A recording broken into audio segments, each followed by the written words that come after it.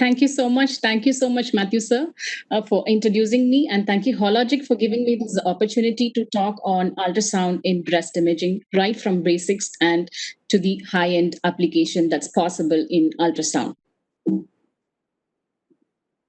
Before we start off with our talk, I want each one of you who would like to practice ultrasound in breast imaging to remember these three important aspects. The first and the foremost being how well you know your machine. It's very important to know the potential of the machine that we have. It is something like how well we know our husband. If we know our spouse very well, obviously we are going to get the best out of a relationship. And it is same with the machine. If you know what is capable of, what this machine can deliver to us, it's very obvious that we are going to get the best out of the machine that we have. The second most important point to remember is, why are we imaging? It's very important to know what is the clinical question to be answered before we start off the case. It is, if you don't know what we are going to answer, we will not be giving the correct diagnosis to the patient and also to the referring clinician. It is something very equivalent to you go for a shopping, roam around here and there in the mall, and finally end up buying something which you're not intended to. So it's very important and crucial to know the clinical indication for the particular examination to give the correct diagnosis and also to answer the clinical question. The third is, all of us practice that, how to interpret the findings, to have a sound theory knowledge, to know very well about the biorhythms, so that we logically analyze the findings that we see on a particular patient to give the final diagnosis and recommendation. The first part is the equipment. As we all know, breast is a superficial structure, and so we have to have the linear probe to image the breast. The most commonly used one is the frequency between 15.4 for majority of the cases. However, we do have various body habitus, and hence for bigger breast and obese patients, we may have to use a lower frequency, which is being 10.2. These are the two basic probes that is required and the basic one that we need to image breast. However, if you have these two probes, it is something like an icing on the cake. Like, I'm fortunate to have these two. But the first one is the hockey stick probe with a much higher frequency, which goes up to 20 megahertz. And this probe gives fabulous information about the superficial structures, especially when you're evaluating a nipple areola complex. And whenever you evaluate the nipple areola complex, ultrasound is the modality to pick up subtle abnormalities. And the second one, which is another a plum on the cake, I would say, is the volume 3D volume linear probe. And as we go through our talk, I will show you fantastic images which this probe can deliver, which makes a lot of difference, not just in the appearance, but also in the diagnosis to the patient. The second one is, how do we position the patient? Whenever we are seeing imaging the outer quadrant or the lateral aspect, we should ask the patient to lie away from that side, slightly to the opposite side, so that the breast falls away from that part and it is easier to scan the outer quadrant. However, we can image the medial quadrant or the inner aspect of the breast in the supine position. Having seen that, we have so much of advancements in the ultrasound. We started with the Me board and then Doppler, and then we have elastography, 3D volume imaging, and contrast enhanced ultrasound. Let's see one of them, each one of them. B mode is still the basic building block for evaluation of breast. B mode is something like the foundation of the building. All the advanced technologies will give good images only when you have a best B mode image. This is still the best technique for morphological characterization of the lesion, which is the key important finding to characterize a breast lesion. The next is, in a B mode, we get a 2D image. if and we many a times the subtle abnormalities which are non-mass abnormalities like an architectural distortion or a speculation which we appreciate well on a mammogram is hardly appreciated on a 2D image. See, for example, look at this example. This is actually a speculated lesion. However, it's so difficult to appreciate the speculation on the standard 2D image. However, the volume probe gives the corona-like image, so which beautifully depicts these speculations and the architectural distortions, which we hardly appreciate on a 2D image. And we also have a tomographic slice-like imaging, so we can walk through the slices in any plane because we acquire a set of volume of that particular area, and hence we can get beautiful architectural distortions, which is hardly or ever never appreciated on the 2D image. The color flow. So this is actually now is a standard technique that is used in all across the body. It does not have much application in this evaluation of a solid lesion. However, look at this case. This is a cystic lesion with some amount of echogenic content in the dependent portion. So the question to be answered is it a clot or a solid component? When you switch on the color, you see the color or the vascularity within this area that helps us to differentiate that this is a complex solid cystic mass and not a complicated cyst. Also, it helps to identify the intraductal lesion and helps to differentiate it from the debris, which is the another close differential, which we will not be able to appreciate on a just B mode image. Elastography. So this is something very interesting and has established wider applications in breast. What if you have a technique which is much superior to your hand palpation to assess the stiffness of the tissue? And that is what elastography does. So it measures either the relative or the absolute stiffness of the lesion based on whatever technique that you use, which helps in the characterization of the lesion much better along with the B mode, and hence increases the specificity of our diagnosis.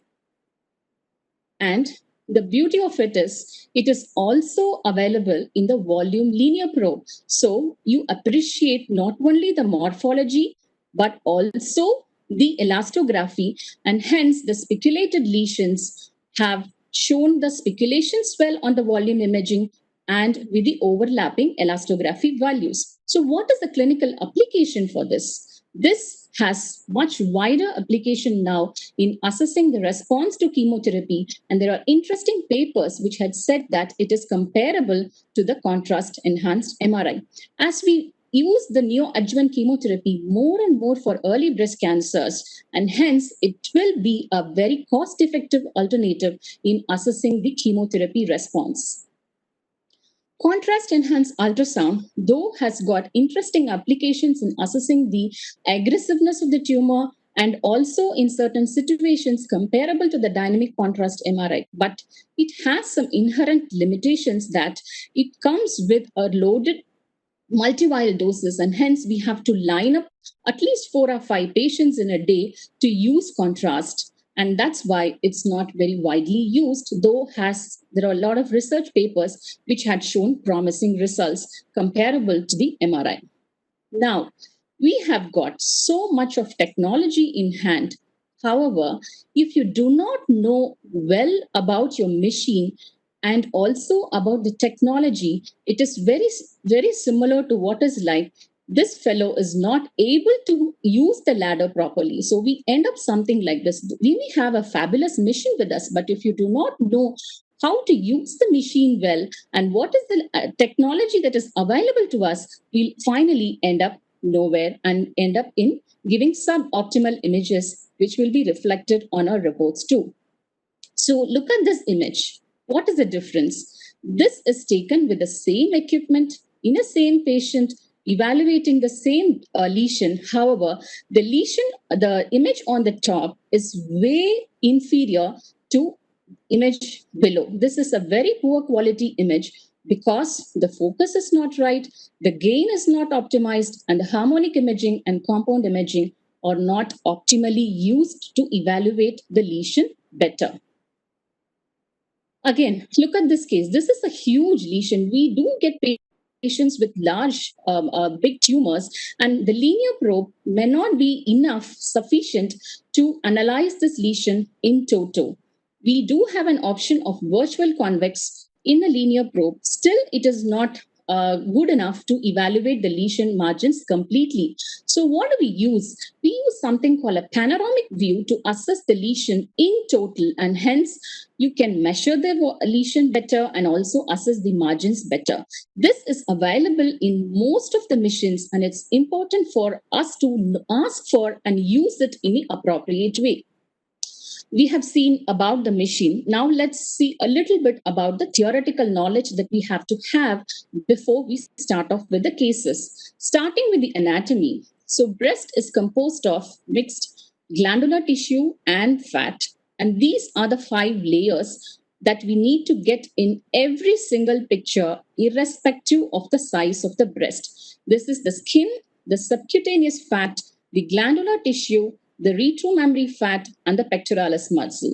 So, whenever you start a case, you have to adjust the depth and the focus based on the thickness of the machine.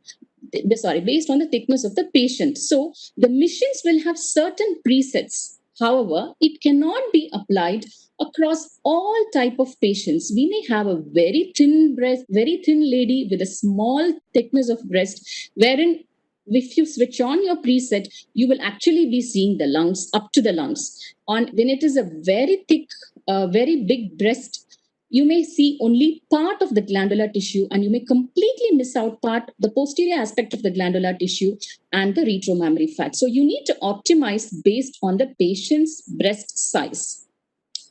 BIRADS, all our reporting is based on the BIRAD lexicon. What does the ultrasound BIRAD lexicon says? It talks about the shape, orientation, margin, boundary, posterior acoustic features, echogenicity, and of course, what happens to the surrounding tissue.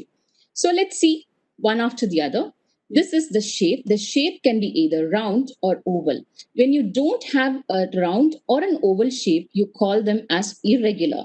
In this case, you can also see this lesion is being parallelly oriented with sharp interface, and this lesion is not parallel and has got an echogenic halo, which is more suspicious for malignancy. Again, you can see posterior acoustic enhancement, and in this case, a posterior acoustic shadowing. So you see, in addition to the size, all these features, and the second one being the echogenicity. The one is anechoic when it is, which is similar to that of a fluid, hypoechoic. The echogenicity is compared to the surrounding fat tissue. So hypoechoic, isoechoic when it is equal, hyperechoic when it is more than the fat, and complex when you have mixed signals within the same lesion.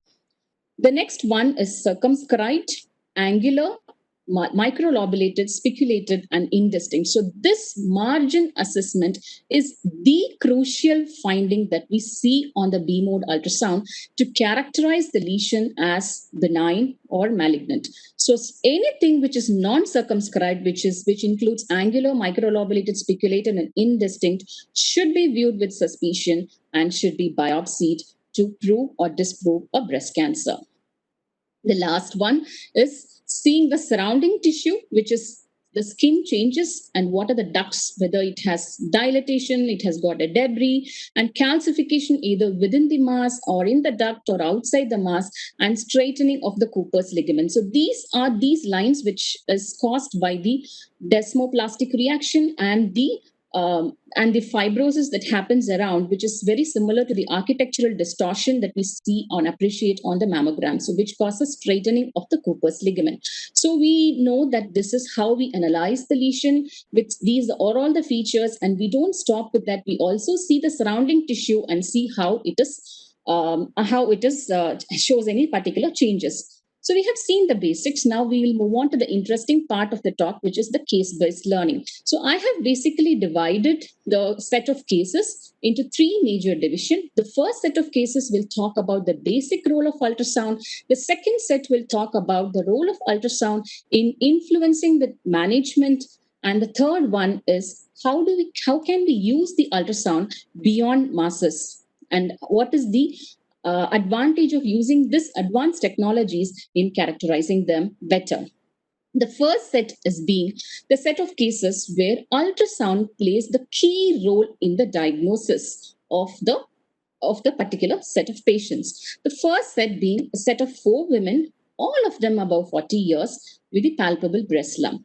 Because they were above 40 years and they were presenting with a breast complaint, obviously we would start with the mammogram. So these are the four mammograms of those patients. What do we see?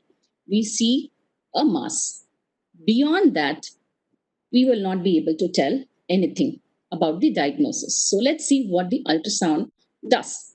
The first one is, as we saw in the nomenclature, Byron, this is an oval shaped anechoic lesion, circumscribed margin. We know that this is a simple cyst.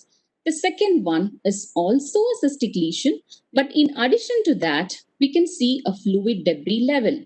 So this is a complicated cyst, a simple cyst which is complicated by infection. The third one is a cystic lesion with an echogenic content.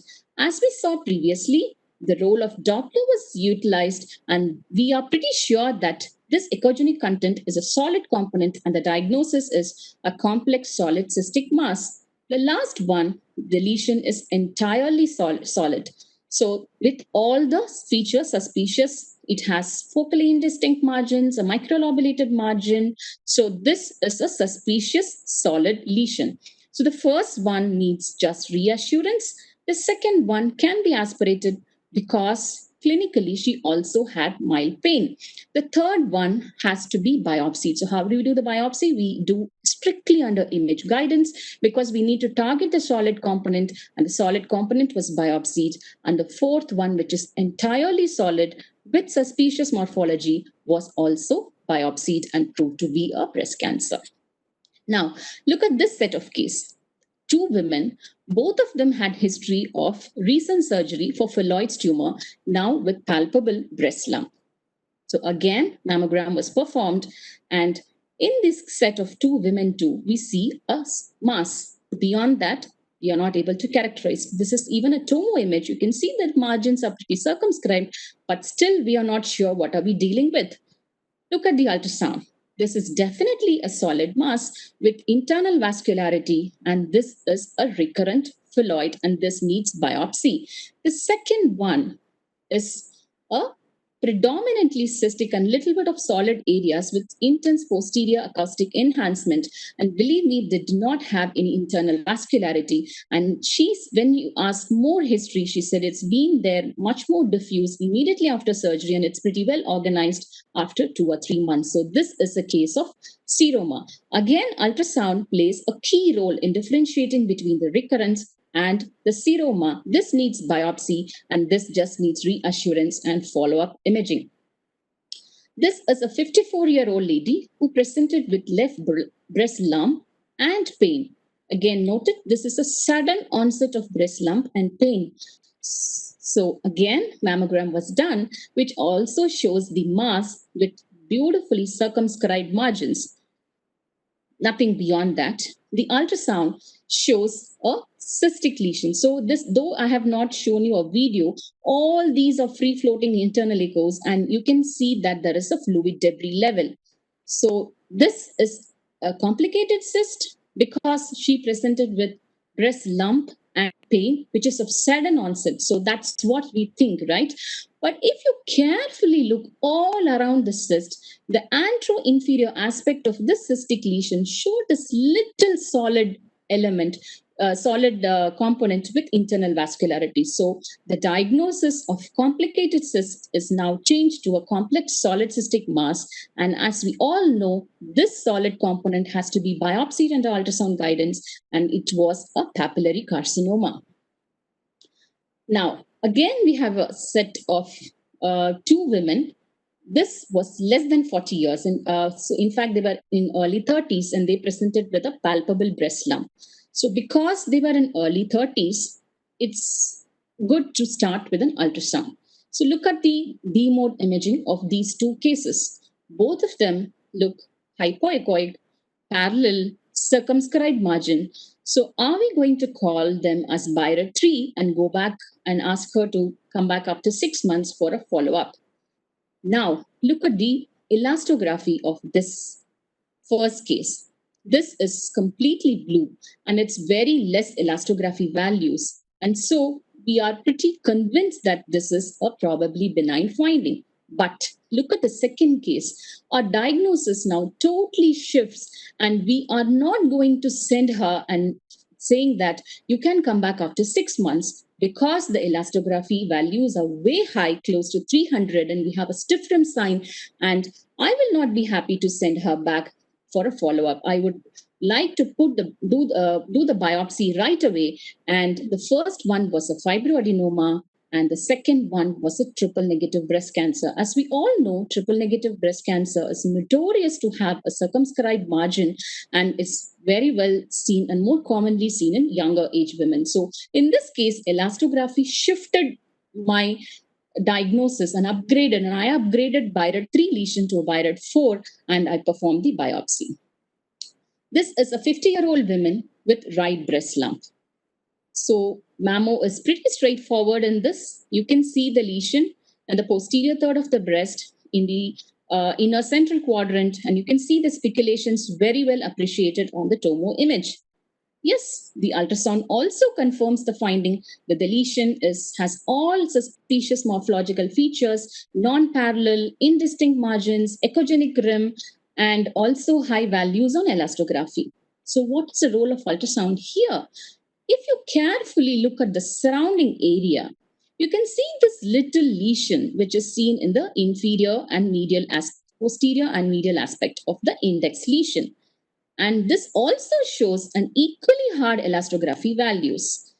And this MR was performed because she wanted a breast conservation surgery. And this lesion is pretty beautifully seen as we see picked up on the ultrasound. You can see if we have not done the ultrasound and picked up this lesion, we would have easily done a lumpectomy, leaving the cancer behind. So whenever you see an index lesion, you should not have a source of sense of satisfaction. Always look around the surrounding tissue. Look for small additional focus, which is going to have a huge impact. She can still undergo a conservation, but you can give her a tumor-free margin if you pick up small subtle findings like this, which is very much possible by a careful ultrasound of the surrounding tissue. And this is the specimen mammogram post-lumpectomy, which actually shows this, the index lesion, and this is the little lesion which we had picked up on ultrasound.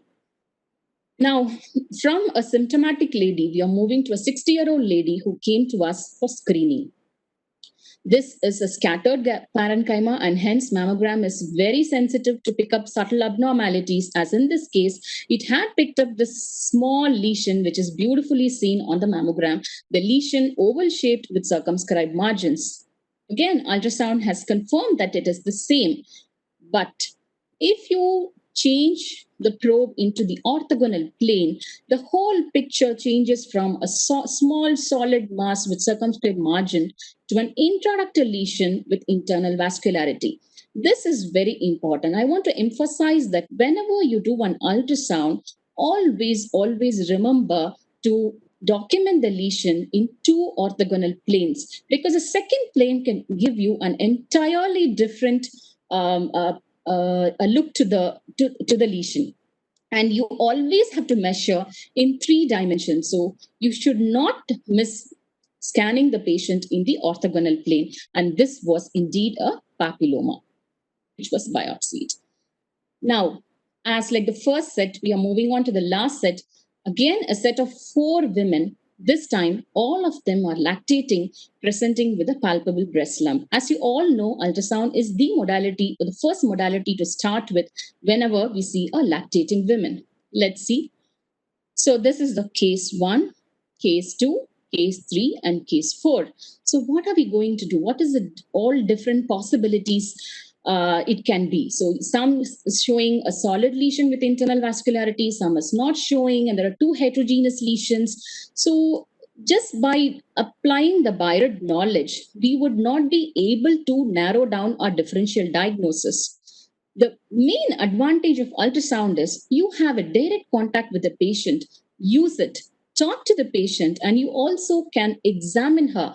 Put your hand on her breast, see whether the lump is warm or whether she is tender. Is there any associated skin changes? It's so easy to talk, which is not possible in the other modalities. So utilize it. It's very important to converse with the patient. So after that, these are the information after interaction and examination. The first one is a painless lump, no constitutional symptoms. However, the lesion shows internal vascularity and it's pretty big, up to 5 centimeter. The second one is a painless lump, no constitutional symptom. Lesion shows no internal vascularity.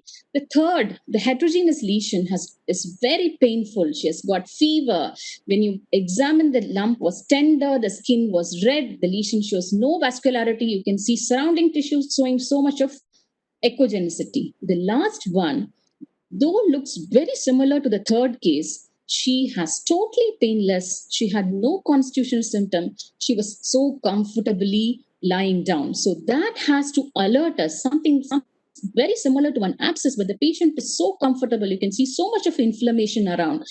You can also do a single view mammogram to get to see the fat density lesion in a solid appearing galactosele. Sometimes we may not be able to get a diagnosis and we have to do the biopsy. So after all this, the first case was a lactating adenoma. The second one was a galactosele, which was confirmed by a single view mammogram. The third case, as expected, clinically, she was having all features of abscess, and it was indeed an abscess which was drained. And the last one, which is the most important diagnosis, which should not be missed by us, was a pregnancy associated breast cancer. And it was, in fact, a triple negative, locally advanced breast cancer to start with. So you need to remember this, though it is rare, it is the radiologist who have to initiate the suspicion to the gynecologist. The gynecologist will say just a breast lump and will send it to you for ultrasound. So it is your responsibility to be aware of this entity, and whenever the diagnosis is not fitting in, do not hesitate to biopsy such lesion, not to miss the pregnancy associated breast cancer. Now we have seen all the advantage where ultrasound plays a key role, but it is also equally important to know the limitation of our modality. So this is one such case, which is a 46-year-old woman with left breast lump. So there are so many cystic lesion. So you know that ultrasound is the best modality to assess the cystic lesion. So where will you put it? Is it a simple cyst or it is a complicated cyst? Because you see some nodularity and thickening, are we going to put as a complex solid cystic mass? So where do we really fit in this type of cyst? You have to go back and ask the patient a little more history. And she did reveal that she had a history of injury to the breast a couple of weeks ago. And now the diagnosis is pretty straightforward. So I went and did a mammogram for this, which shows the fat filled cyst. So the now diagnosis is very straightforward. They were all post traumatic oil cyst. Now, the second one, a 52-year-old lady with left breast pain. She had ultrasound done elsewhere and she was advised biopsy. She was extremely anxious because of her previous history. So, this is the ultrasound of the left breast. And with all the knowledge we have, we know that this is an irregular mass, this has microovulated margins, it has got an echogenic rim. So, are we also agree to the diagnosis which she has brought in, and should we go ahead with biopsy? Now, a little more information about the patient. We need to go through her files, talk to her, and then I realized that she is a case of multifocal multicentric right breast malignancy, for which she underwent mastectomy and also a lumpectomy for this little lesion which was seen on mammogram and MRI. And she has just completed few months ago. So now, what will be our suspicion? So, do we have to biopsy this? No, we can get a simple solution by doing a single view mammogram. And it was an area of fat necrosis at the surgical site. And all she need is reassurance. She was a little bit of inflammation, and that's why a non-specific pain. And a year later, you can see the beautiful contraction of the fat necrosis area, and she had no suspicion of malignancy in the operated site. And it was a fat necrosis. The basic role of ultrasound is never complete if we don't talk about the evaluation of axilla. So, whenever you have a suspicious breast mass, always extend your probe to evaluate the axilla. This is a breast mass, and the left level 1 axillary lymph node, which will definitely be not palpable because it just shows a focal area of cortical thickening. And this is the interpectoral or the rotor's node, which comes under level 2. This is another case of breast malignancy wherein you can see a small lymph node, but the most important feature is the irregular capsular surface, which predicts that the lesion has gone in for a perinodal extension and there is a chance for metastasis, and she needs systemic staging before surgery. Again, a breast mass with bulky level 1 multiple lymph nodes, intramammary node, which is also enlarged and suspicious, and level 2 axillary lymph nodes, which are seen on PET CT. We can also do a dynamic ultrasound, and hence we can assess the actual burden of the axillary nodes, and hence an extremely heavy burden of axillary lymph node also predicts systemic metastasis, and she needs systemic staging. If you have multiple lymph nodes, in this case she had more than 10 lymph nodes, and hence she went for PET CT. To summarize, the basic role of ultrasound: first is ultrasound is the modality of choice to classify cystic lesion, to differentiate solid from cystic lesion. Whenever you have a cystic lesion with a solid component, use color flow to differentiate between the solid cystic mass and complicated cyst. B mode is the basic building block for evaluation of solid lesions. However, sometimes elastography and volume imaging can increase the specificity and characterize the lesion better. You have to utilize the advantage of ultrasound, especially in dense breast, to identify multifocal, multicentric malignancies. And many pathologies can have similar ultrasound features. So it's very important to talk to the patient, clinically correlate to give and to narrow down the diagnosis. Ultrasound is the modality of choice to assess axilla and also the internal mammary lymph nodes.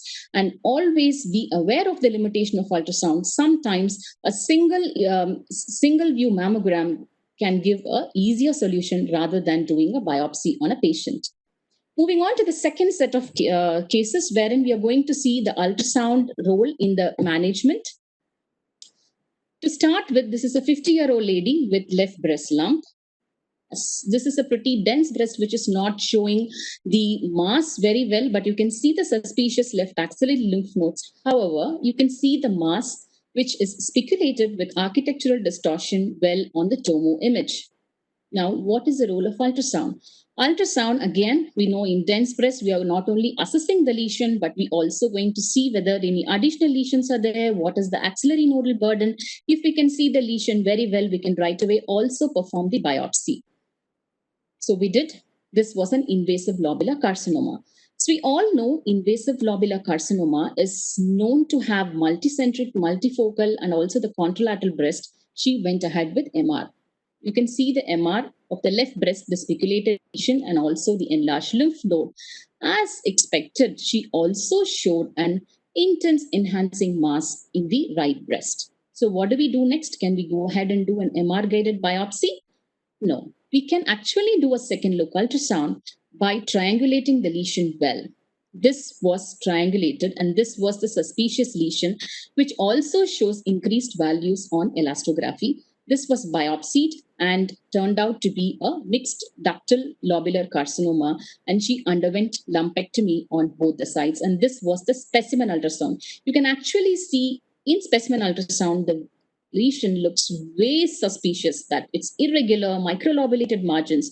So if you keep on also do the second of the specimen ultrasound, it will be easier for you to understand the morphology of the lesion much better. 70-year-old lady with right breast lump.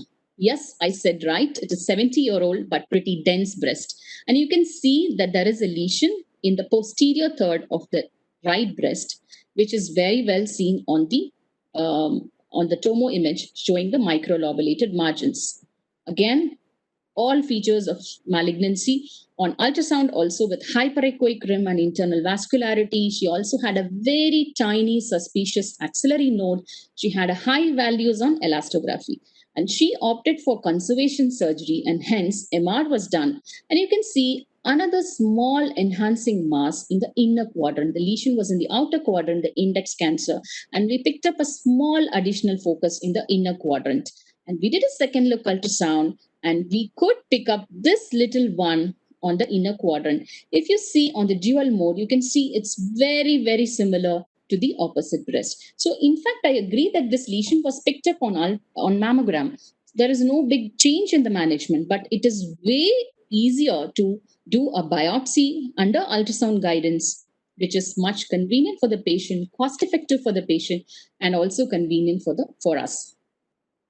A 45-year-old lady with left breast malignancy. She is locally advanced for neoadjuvant chemotherapy. So, as we already saw, the value of elastography in assessing the chemotherapy response. So, this is the pre-chemotherapy image. You can see an irregular lesion with very high elastography values and abnormal lymph nodes. And this is the post-chemotherapy. The lesion is almost shrunk, but elastography values are very, very similar to the adjacent parenchyma and the fat, and even the lymph nodes are near normal. So this is comparable, definitely comparable to the MRI. You can see this lesion. There is no enhancement. Though we see a lesion in the B mode, the elastography was absolutely near normal, which is comparable to the non-enhancement on the MRI. As we all know, ultrasound is the most commonly used modality for all the breast interventions. The interventions can be diagnostic, which includes biopsy of the breast lesion or the biopsy or FNAC of the axillary lymph nodes. Therapeutic being aspiration of a complicated cyst for symptomatic relief, aspiration of a breast abscess, or vacuum-assisted excision of the benign breast lesion. And also, ultrasound is used for localization of a non-palpable breast mass, marker placement of marker post for neoadjuvant chemotherapy, and for targeted axillary dissection. To summarize the role in management, lesions seen on MR can be detected on ultrasound if we use proper triangulation techniques. Lesions with ultrasound correlate are more likely to be malignant. And whenever you find a subtle abnormality, use the advanced technology. Use of elastography and volume imaging can help to localize the lesion and also to target the lesions for biopsy. It can be used effectively for follow-up of neoadjuvant chemotherapy, both for the tumor and for the axillary nodes. Though for tumor, MRI is superior. Axillary nodes, ultrasound is the best modality to assess the treatment response. And 3D volume imaging with elastography is comparable to MRI and is going to be a promising equivalent to assess the treatment response. Elastography can be sometimes used to decide the biopsy on a BIRAD 3 lesion. And we all know ultrasound is the easiest modality for all breast interventions. Now, we are moving to the last set of cases where the role of ultrasound beyond masses. What is beyond mass? That is something terminology called non-mass lesions. It is an area of altered echotexture. It's different from surrounding breast tissue or from the contralateral breast. They do not conform to the shape of a mass. And we all know this terminology is not described in ultrasound BIRAD, and it is also not uncommon for us to encounter these sort of non-mass lesions in our day-to-day clinical practice. Whenever we find a non-mass finding on mammogram and MRI and try to correlate them and find them or localize them on ultrasound, we do see non-mass lesions. Non-mass lesions are approached in terms of echogenicity, whether they are ductal or non-ductal. However, there are majority of the studies which say non-ductal abnormalities are considered as non-mass lesions. And whenever you see a non-ductal abnormality, classify them as either indistinct or mottled or geographic. And how are they distributed? Very similar to the way we describe non-mass enhancement in the on MR. And whenever you see a non-mass lesion, also look for associated features like calcifications and posterior shadowing and architectural distortion. There is a whole list of causes which can cause neoadjuvant, which can cause non-mass abnormality. But Fibrocystic is the most common benign lesion, and in malignancy, it is either a DCIS or an invasive lobular carcinoma. So, what are the features of malignant non-mass lesion? They can be either mottled or geographic appearance, and they are distributed in regional distribution. Mostly, they will be associated with associated findings like architectural distortion, shadowing, or calcification. And whenever you see an abnormality on other imaging findings and you find a non-mass correlate, it's more likely to be malignant. And the most common carcinoma, as I said, was a DCIS or an invasive lobular carcinoma. Let us see a set of cases which has non-mass lesions. The first one is a 65-year-old lady for screening with family history of breast cancer. It's a fatty breast, so mammogram is very, very sensitive in picking up subtle abnormalities. As in this case, it has picked up a small focal area of architectural distortion, which is very well seen on the tomo view and also on the spot view. But it's going to be difficult on ultrasound. Whenever you have a large fatty breast, to identify an abnormality on ultrasound, it's not that easy. However, I was lucky in this case to pick up an area of non-mass lesion, which also showed a very high elastography values. Now, look at this volume image. So this is a small area of non-mass lesion with shadowing on the 2D image. But if you see the volume image, which had given the coronal picture, the details are exquisitely brought, and it's very similar to what we saw on the mammogram. We can see this little non-mass lesion with beautiful architectural distortion, so well depicted on the volume image. We can also do the elasto. It consistently showed an area of increased elastography values on the volume image and also on the tomographic slice. This was targeted, biopsied, and it was an invasive ductal carcinoma. This is a 32-year-old lady with vague lumpiness. So she was very young when I examined her. It was not felt like a lump. There was some abnormal thickening, which she called as something abnormal, I feel. And so this lady is in fact very good that she felt this abnormality and has come for our medical attention. So when I did a careful targeted ultrasound at that area, you can see a small non-mass abnormality, which also shows higher elastography with increased vascularity at that site. This was targeted and biopsied, and this reported was as DCIS. This was the mammogram of the same patient. You can see subtle area, regional distribution of suspicious microcalcifications, which are coarse, heterogeneous, and fine pleomorphic, which exactly corresponds to the site where she claimed as lumpiness and where we found a non-mass abnormality. Remember, this is a 32-year-old lady. So if you are not aware of this entity and do a careful targeted ultrasound, we are going to totally miss this lesion because we may not even ask for a mammogram in this age group. This is again an even younger patient, 29-year-old lady who presented to us with a lump in the left breast. We started with ultrasound. No big deal. You can see all features of suspicious features of mass in this. You can see there is an irregular shaped lesion, microlobulated margins, high elastography values. What's so big about it? It's just a suspicious lesion which needs biopsy, right? But when I did an ultrasound of the adjacent tissue, I found something definitely abnormal. I'm not able to characterize this something abnormal, so I compared the opposite site. So this is the same site on the opposite side, ultrasound. Now I'm pretty sure that what I'm scanning and what I felt something abnormal was really abnormal, and it is not something I'm imagining it. Now, the elastography of the normal right breast, which shows very, very normal values of less than 30, and the elastography of this sheets of abnormal non-mass area show way high up to 250. So now I'm pretty sure that she is not having just the abnormal lump, but the surrounding area is definitely abnormal in her left breast. That the palpable lesion was biopsied and it was an invasive ductal cancer, and we then proceeded with the mammogram. Corresponding to the abnormal area on ultrasound, I can see lot of abnormal density on the mammogram also. She had a global asymmetry in the upper outer quadrant of right breast, which also shows extensive non-mass enhancement along with the invasive cancer. So it was abnormal all across the modality, and the final pathology was invasive cancer with extensive DCIS occupying one or two quadrants of her left breast. So you need to identify this abnormal non-mass lesions. This case had presented with a small lump, and so we are able to. She can also present with non-calcified DCIS alone without an invasive component. So we need to be aware of this terminology and the findings of non-mass lesions. This is a 41-year-old lady with a lump in the right axilla. That was her only complaint. She had mammograms and ultrasound done elsewhere multiple times because her lymph node was abnormal.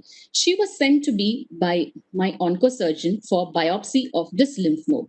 And this lymph node turned out to be a metastatic carcinoma from breast. And hence, we repeated the mammogram here. You can see not much finding on the MLO, but you cannot miss this focal asymmetry on the CC view, which is beautifully depicted on the tomogram, tomoslices, along with architectural distortion.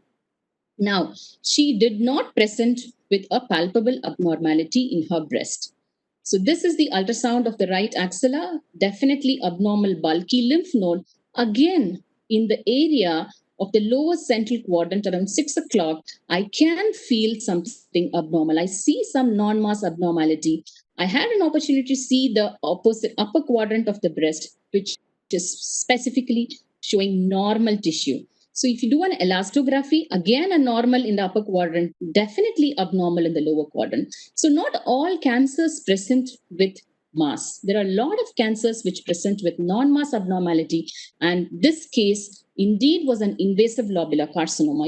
As we all know, invasive lobular carcinomas tend not to produce mass. They grow around the normal parenchyma as sheets of tissues like this. So they may not see a gross abnormality in any modality sometimes, and they may not be clinically palpable as like in this case. The last case in the last set is a 62-year-old lady with spontaneous bloody left nipple discharge. She's a doctor. She had lot of pain, so tense breast, and she had, even with mild compression, she was pouring out blood. So you can see that there is increased density compared to the opposite breast, which corresponds to all the dilated ducts filled with echogenic contents and surrounding inflammation. On the mammogram, we also see abnormal calcifications, and we can definitely perform a stereotactic biopsy, but she was in lot of pain because of the tense breast. On ultrasound, a careful ultrasound at one particular area, I was consistently getting abnormal elastography values, and I targeted that lesion, and that was a DCIS. So, this is a case where definitely we could perform a stereotactic biopsy, but a clinical condition did not allow me to perform a stereotactic biopsy. And with the use of elastography, I could target the most suspicious lesion where we cannot differentiate the duct filled with debris versus a duct filled with mass, like in this case. So, to summarize, what is the role of ultrasound beyond masses in evaluation of non mass lesions? You can localize non mass abnormality detected by other modality. Ultrasound correlate lesions are more likely to be malignant. You need to identify the non mass abnormalities. You need to be aware of this term, and you need to pick up an abnormality, especially when we do ultrasound as a first investigation. And whenever it is associated with other findings like calcifications and architectural distortions, which are beautifully brought out with volume imaging, we know that the non mass lesion most likely represent malignancy. And we can also target the non mass abnormality. So remember these fundamentals. You have to know well about your machine, the patient, and the biret. Optimally use the various ultrasound techniques to improve detection and characterization, and know the basic role of ultrasound. Where ultrasound plays a key role is to differentiate solid versus cystic lesion, characterize cystic lesion, and also the solid mass. And ultrasound is the best modality to assess the axilla. Ultrasound plays a very important role in detection of multifocal multicentric cancers, especially in dense breast. It has a role in second look ultrasound in detecting the lesions for which are found on MR. It can also is a good tool to assess the treatment response, especially promising role of 3D elastography comparable to dynamic contrast enhanced MRI. And you need to be aware of the non-mass lesion to identify them, localize them, characterize them, and target for histopathological diagnosis. And as we all know, the most common modality for breast intervention is ultrasound. If you use ultrasound in the right way, ultrasound will remain and will play an integral part in the management of breast diseases. Thank you for your patient listening. I'll be happy to take if any questions are. Yeah, thank you so much, Dr. Rupa, for that insightful presentation. So the numerous case studies that you've put together for us in today's session. So it was great. Gave us a clear understanding of how ultrasound imaging plays an important role in your practice to be more efficient with your diagnosis. So thank you so much for sharing your rich experience with us. We will now move to the Q&A session moderated by my colleague, Paul. Paul, over to you. Yeah, hi everybody. Thanks, Dr. Rupa, for this very insightful presentation. We have Dr. Deepa asking a question: is there any role of screening ultrasound breast in average risk women aged specifically between 30 and 35 years? Yeah, if you don't have an MR, if you have a contraindications for MR in the average, because some group of intermediate risk are subjected to MR. And if MR can't be done, ultrasound definitely plays a role there to identify small lesions, because dense breast, so mammogram may not be sensitive in those group of patients. Okay, thank you. The other one is from Dr. Ganesh. He wants to know what is the difference between angular margin and lobulated margin. Okay, angular is something very sharp, and lobulation is small little curves that arises from the margins, which we call it as microlobulated when they are just 3 millimeter projections from the margins. Like a small curve is called microlobulated. Angular will have a very sharp peak-like, how do we explain that? A small peak-like projections from the mass. Okay. Another question is, what are the ultrasound findings of fibrocystic breast disease? Okay, first and foremost is fibrocystic breast disease is a pathological entity, and we don't report it as fibrocystic breast disease on imaging. It can be, you can see a lot of cysts, you can see fibroadenomas, you can see non-mass fibroadenosis-like lesions. So all these are spectrum of fibrocystic breast disease, but fibrocystic breast disease per se is a pathological terminology and not a radiological terminology. So we need to describe the finding and we need to tell the recommendation. Okay. Yeah. Another question is, in a case of complex cystic lesion with a small solid component, do we go ahead with ultrasound guided biopsy or advise excision biopsy? We can do an ultrasound guided biopsy. It is not at all difficult. You can also, if you find the cyst is too tense, we can aspirate a little bit of fluid and also send for cytology and target the solid component. So especially we recommend upfront surgical excision for diagnosis. We don't even practice that now.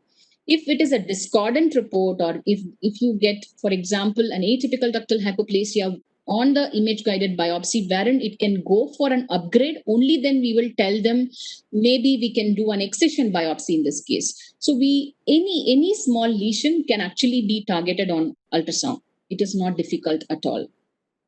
Okay. Another question is, a lesion picked up on MRI, it seems okay on the first look.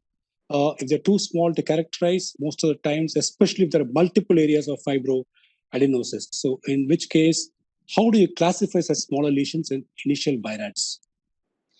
I didn't understand the question. So you mean to say that this lesion, if we had picked up beginning, is what you mean to say?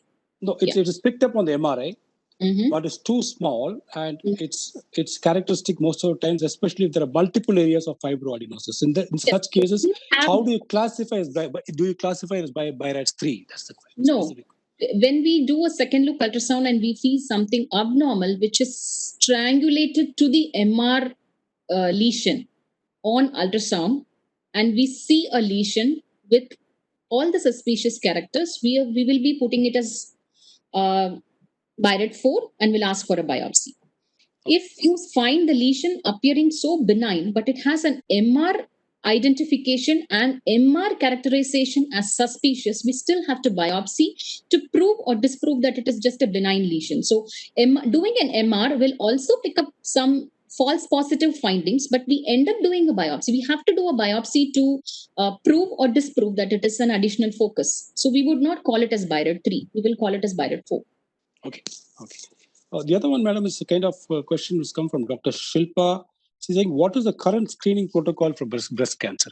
I would also like to ask here from my side, do you normally do, if you're comfortable and you're kind of confident about, and you don't see any suspicion in a 2D elastogram or 2D imaging, then do you still go out with elastogram, or can you please explain that, ma'am? Okay, the first question is screening, right? Yeah, so for a normal population, that means who have got a low risk, the screening starts from the age of 40 and it will be with mammogram.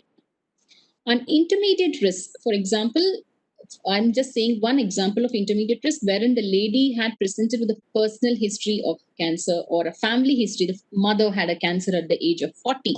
We would start at least 10 years before. Screening protocol starts at least 10 years before, but we will not do mammogram less than 30. We start only from the age of 30. So, for example, if the mother has got a breast cancer at the age of 45, we will start her screening from the age of 35 instead of starting at the age of 40. 40 is for a woman with low risk or no family history and all that. The third is the high risk population who have genetic mutation or history to the chest when they are young. So they fall under high risk category, for whom we start screening from the age of 25. From 25 to 30, it will be an annual MRI. From 30 years of age, we combine MRI and mammogram for screening. So there are two ways to screen those high-risk population. You screen them only annually with both the investigation at one point of time, or we screen them so that we see them every 6 months, because those high-risk population develop interval cancers even within 1 year. So we tend to call her first for mammo or MR, and then 6 months later with another investigation. So we get an opportunity to see the patient, scan the patient every 6 months. So these are broadly the categories for screening of the population. The second question, can you please repeat?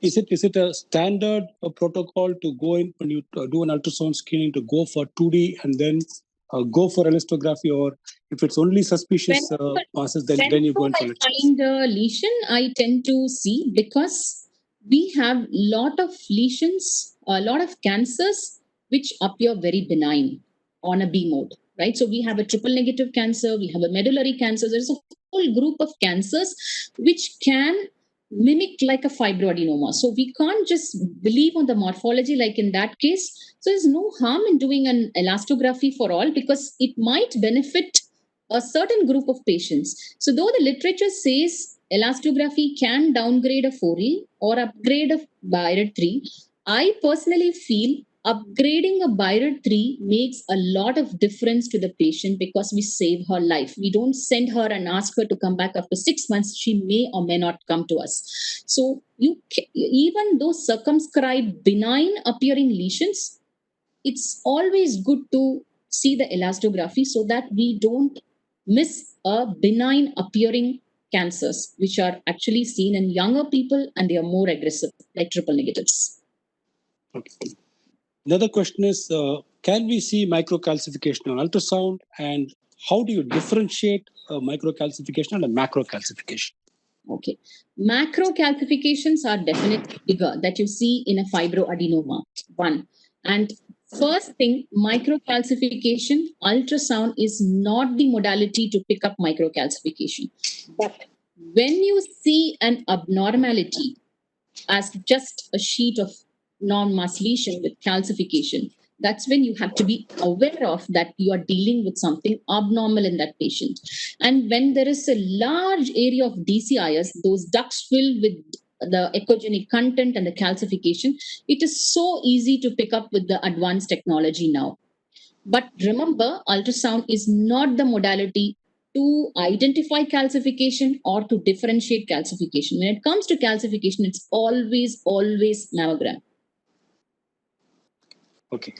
Another question is, do you go for a needle aspiration cytology or true cut biopsy for breast lesions? In breast, it is always a true cut biopsy. It is not FNAC for the reason that a same lesion can have a spectrum of finding, and we can underestimate by doing an FNAC. So it's always one.